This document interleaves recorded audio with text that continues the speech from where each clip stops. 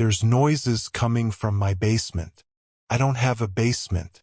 None of the houses in our area have basements. I know they're common in a lot of places, but the county where I live sits on this enormous granite bedrock. If there's ever an earthquake on one of the nearby fault lines, our city would be mainly unaffected. A big pro of living here, but it also means digging more than a few feet down is nearly impossible. You hit rock real quick. My wife and I bought our house a little over 7 years ago, and we've never had any issues with it. Not so much as a broken water heater, which is lucky, because we've never been super well off. Frankly, we're both just bad with money. We met in a casino. Both of us gamble for fun, which I know is a waste of money, but it's what we like. There's something thrilling about the what if. The point is our house has never had many issues. No creaks, no thunks or hisses. That's probably why both of us woke up immediately in the middle of the night when the whirring noise started. "What is that?" my wife asked from her side of the bed. I listened. "The A.C?" I asked. I turned it off before bed. I sat up, listened some more, and finally kneeled on the bedroom floor. I pressed my ear to the carpet. It sounds like it's coming from beneath us. That doesn't make any sense. After a few more seconds, the whirring noise shut off.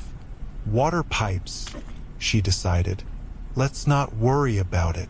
We both went back to sleep. Nothing else happened for a few weeks.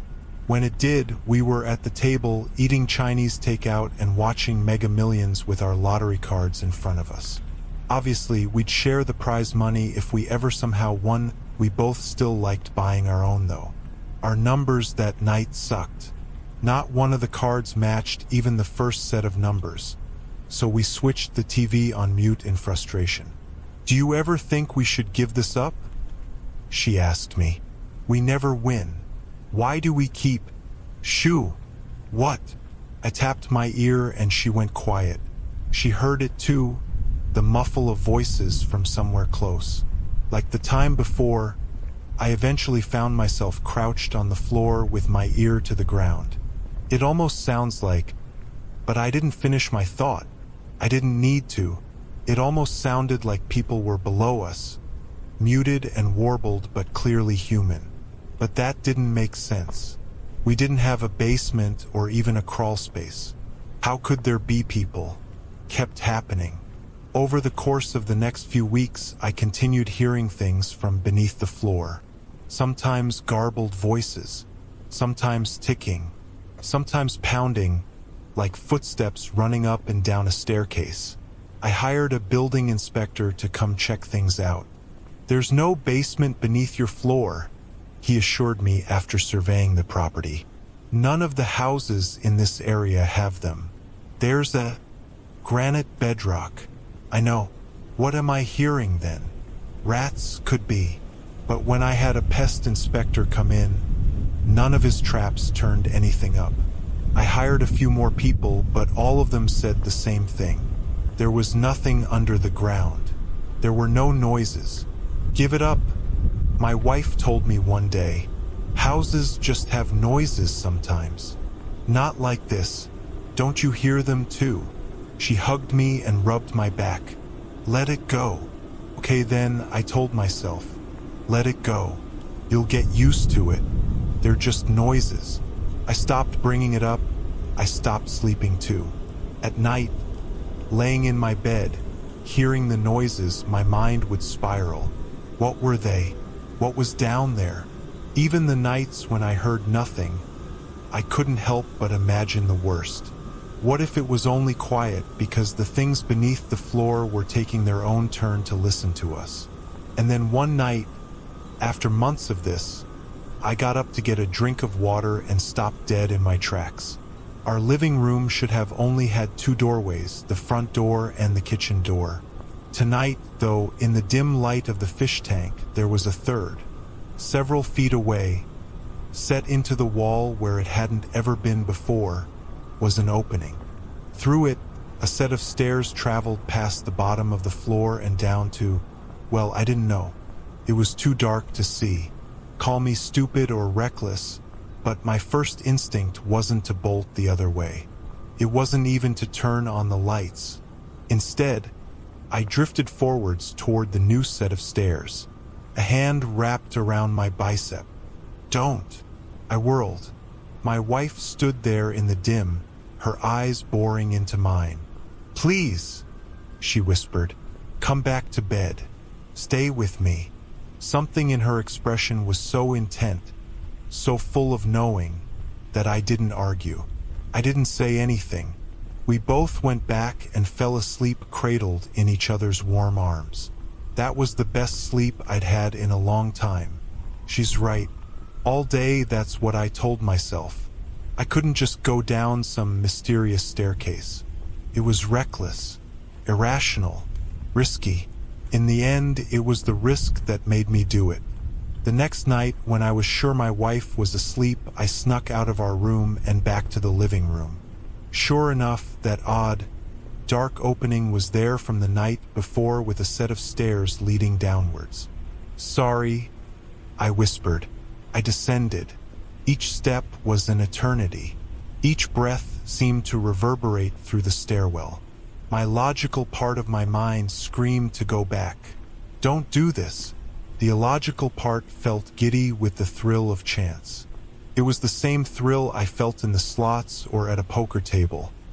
Sure, I might lose everything, but what if? What if? I could see the bottom of the stairwell. I held my breath, stepped onto the landing, and walked into my living room. "There you are," came my wife's voice. She was framed in our bedroom hallway in a loose night robe. "Come back to bed." I didn't move. I didn't say a word. She approached me and slid her hand in mine, and I let her lead me back to our bedroom in a daze. My life went back to normal. Sure, I wondered what had happened. Why had the staircase led me back to my own living room? But in the end, I chalked it up to too little sleep and a restless dream. "The noises haven't come for a while," I mentioned to my wife a few days later. "What noises?" "From the floor. The voices and all that." Her eyebrows scrunched up.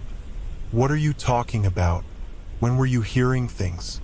Do we need to get the walls checked for rats?" I gaped. Why was she pretending she didn't know what I was talking about? I let it drop. Then a day or two later, I noticed something else. "Babe, where'd the fish tank go?" I asked. "Fish tank?" "There used to be a fish tank right there filled with your guppies. Right on that shelf where those books are." "Please no.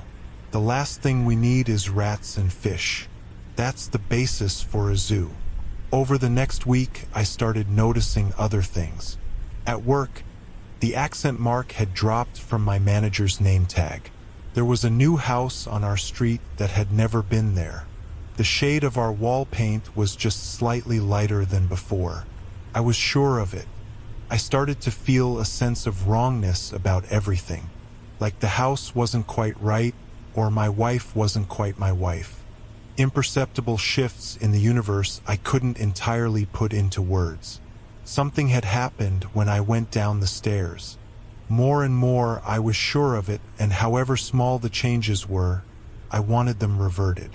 For the third time, I woke myself in the middle of the night. I hadn't seen the staircase since I'd gone down it the first time, but I knew somehow they would be there purely because I wanted them to be. They were. I'd go back up. That's what I decided, except when I approached them, they only went down. "Don't," I heard my wife saying that first night. "But what if?" I whispered. When I reached the bottom, I was back in my living room. The fish tank was still missing. That was the true moment it began. The spiral. The first time was an accident, but that second time I knew the risk I was taking and I still took it. Every time since then I've known. It was small changes at first. Slow. Our car had a few extra 1,000 miles on it, or my bank account was a few dollars lighter. Sometimes it was as slight as the table chairs getting a fraction creakier, but the one constant was that the changes were always for the worse. Soon, Our house was smaller. There was no guest room and the ceiling leaked. I became unemployed and my job let me go a dozen descents in, and my wife started screaming. I tried not to engage with her frequent criticisms, but she wasn't the person I married. She looked like her, but she turned cruel and hot-tempered. If her gambling was a hobby before, now it was a full-on addiction. Even then, I should have stopped. I knew it. I had to accept this was my life now and quit while I was ahead. It wasn't even so bad, really. I could still turn things around. Get a new job, buy a new house, help her see a therapist. I knew if I didn't, I might walk into a life one day where my wife and I never met or where she had some terminal disease. But I couldn't. It got worse. So much worse. One day I walked into the house and found another couple sleeping in my bed. It wasn't mine anymore. My wife and I were homeless. I had to break in like a criminal each night to continue my descent. I was in debt, so much debt. Collectors started trailing me and confronting me. Violently, my health declined.